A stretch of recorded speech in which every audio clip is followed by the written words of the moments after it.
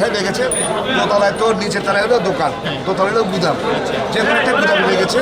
তবে যতটুকু জেনেছি এমডি জহির সাহেবের গুদামে আগুনটা লেগেছে। এমডি পদস্থ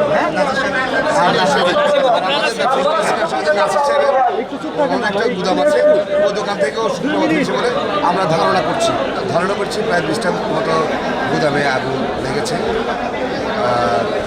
সব ইন্দ্রিজি বাজারের কাপড়, ফেন্সি আইটেম, দামি জিনিস। এখনও আসলে ক্ষতির পরিমাণটা নির্ভর করা যাচ্ছে না, তবে হ্যান্ডসাম একটা অ্যামাউন্ট হবে।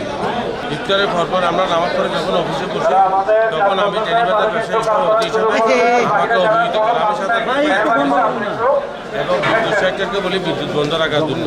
এখন প্রায় 9টা, এখনও আগুন নিভছে, এখন অনেকটা নিয়ন্ত্রণ আছে, কিন্তু গুদাম থেকে ধোঁয়া বের হচ্ছে।